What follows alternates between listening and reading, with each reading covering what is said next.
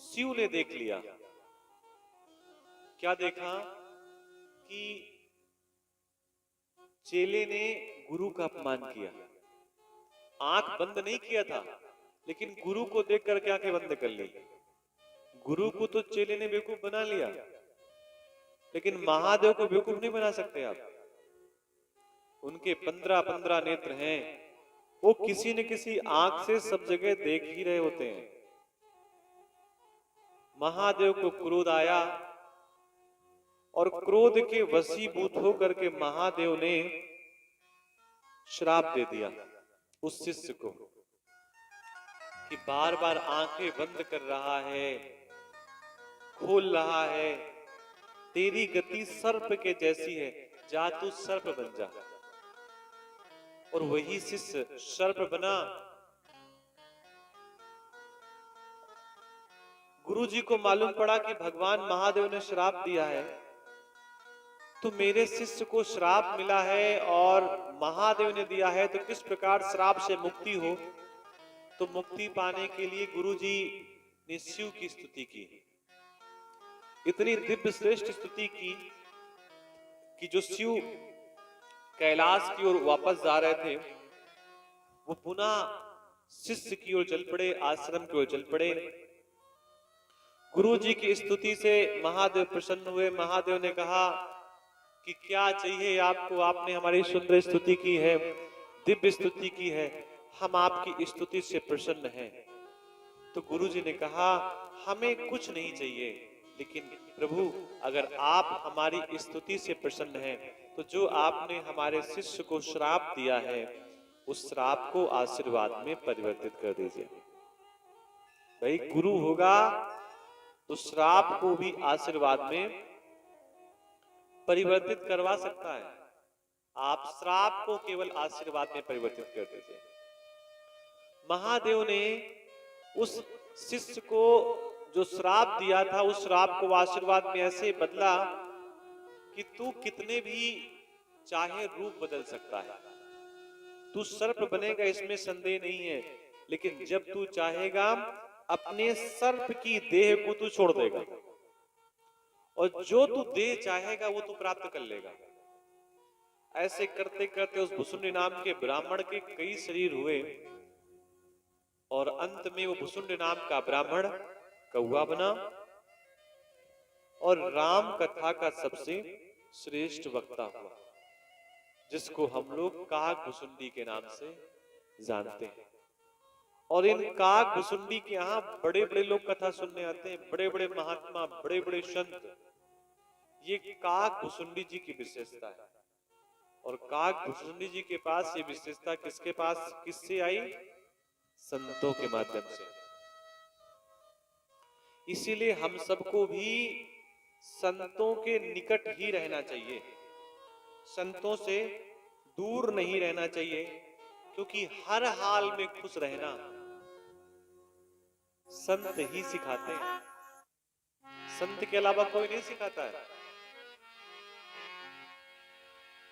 हर हाल में खुश रहना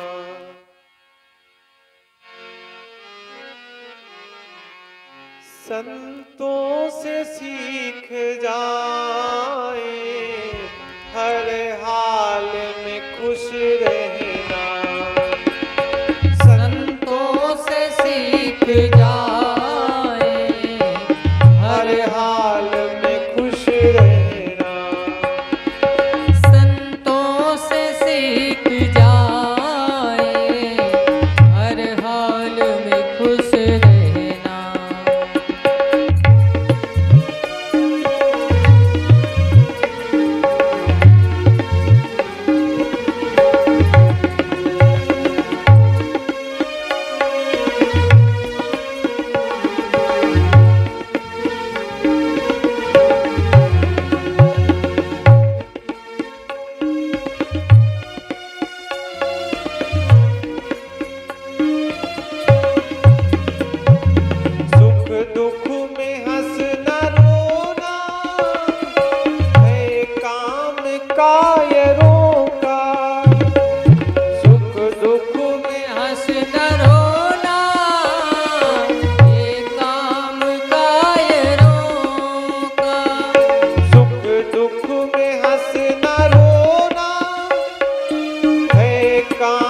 कायरों का, सुख दुख में हंस न रोना है काम कायरों का। दोनों में मुस्कुराना, दोनों में मुस्कुराना संतों से सीख जाए, हर हाल में खुश रहना।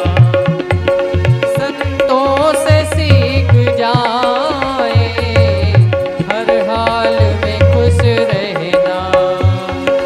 संतों से सीख जाए, हर हाल में खुश रहना।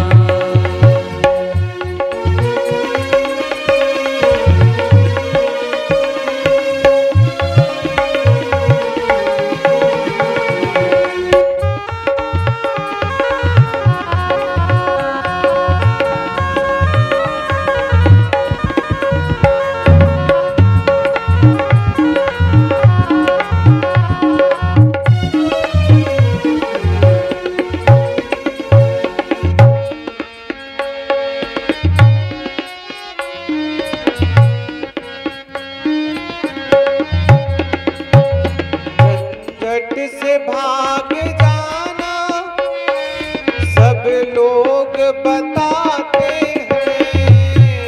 झंझट से भाग जाना, सब लोग बताते हैं। झट से भाग जाना, सब लोग बताते हैं। झंझट से भाग जाना, सब लोग बताते हैं। झंझट में बच के रहना, झंझट में बच के रहना। संतों से सीख जाए, झंझट में बच के रहना। संतों से सीख जाए, हर हाल में खुश रहना। संतों से सीख जाए, हर हाल में खुश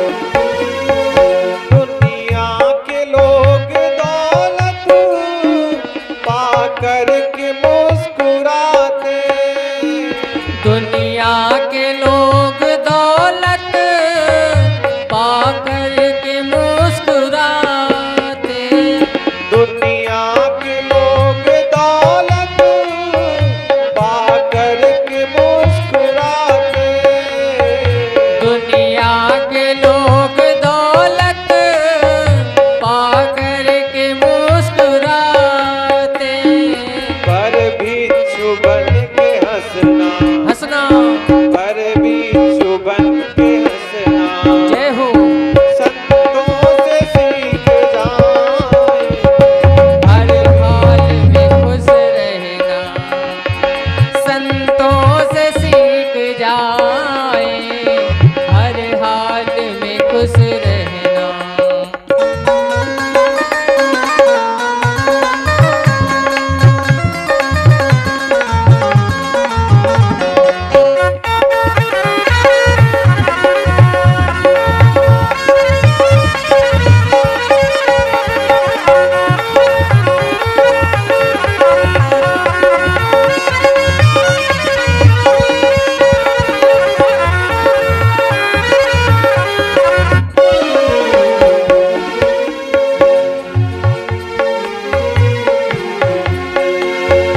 हर हाल में खुश रहना, संतों से सीख जाए, हर हाल में खुश रहना, संतों से सीख जाए, हर हाल में खुश रहना, संतों से सीख जाए, हर हाल में खुश रहना।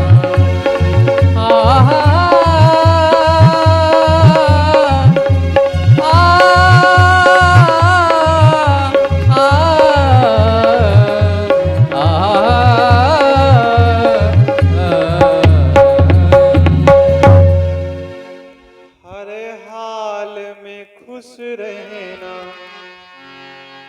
संतों से सीख जाए, हर हाल में खुश रहना। भगवान शिव का विवाह और शिव के विवाह के कुछ दिन बाद शिव जी के यहां एक पुत्र का जन्म हुआ, बालक का जन्म हुआ। एक स्कंद का जन्म हुआ, प्रादुर्भाव हुआ।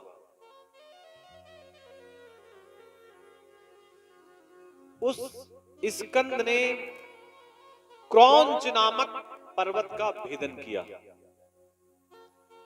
देखिए, प्रत्येक जगह का नाम होता है, ऐसे ही प्रत्येक पर्वत का भी नाम होता है, प्रत्येक नदी का नाम होता है, तालाब का नाम होता है, सरोवर का नाम होता है, ऐसे ही अलग अलग पर्वतों का भी नाम होता है। इंद्र ने उस बालक पर वज्र का प्रहार किया। वो बालक 6 मुख का हो गया और 6 अलग अलग माताओं ने उस पुत्र को पेयपान कराया, दुग्धपान कराया और उन्हीं का नाम कार्तिकेय था। लेकिन 6 मुख होने के कारण उनका एक नाम षडानन पड़ गया। कोई उन्हें खडानन कहता है, कोई उन्हें कार्तिक कहता है, कार्तिकेय कहता है, कहे कुछ भी, बस समझना इतना है कि भगवान शिव के वो बड़ी संतान है। फिर कार्तिकेय का नंदीश्वर के साथ जाकर के तारकासुर से युद्ध हुआ, क्योंकि भगवान शिव का जो विवाह का प्रमुख प्रयोजन था वो ये था, क्योंकि जो तारकासुर नाम का एक दैत्य था, राक्षस था, उसने ब्रह्मदेव से यही आशीष या आशीर्वाद मांगा था कि मेरी मृत्यु हो तो महादेव के पुत्र से हो। और महादेव अविवाहित थे, तो तारकासुर के उपद्रव को नष्ट करने के लिए शिव ने विवाह किया, और जो बड़ी संतान हुई इन्हीं ने फिर तारकासुर का उद्धार किया। और शिव का परिवार बड़ी प्रसन्नता के साथ चल रहा था। शिव का ही एक परिवार तो है जो सबसे ज्यादा प्रसन्न रहता है। आप कल्पना करिए, शिव के परिवार में प्रत्येक व्यक्ति का, प्रत्येक जीव का सम्मान है। वो चाहे सांप हो, चाहे मूषक हो, चाहे मयूर हो, शिव के निकट जो पहुंच जाता है वो संसार में सम्मान पाता है। इतना मानकर चलिए आप, उसको मान मिलता है। शिव की जो शरण में चला जाता है उसको सब कुछ प्राप्त हो जाता है। इतना मान के चलिए आप, थोड़ा क्या कहना, शिव इतना दे देते हैं अपनी शरण में आने वाले व्यक्ति को जितना उसने सोचा नहीं होता है। लेकिन मिलता उसी को है जिसने अपना सब कुछ शिव को न्यौछावर कर दिया है। हमें सोचना है कि हमने शिव को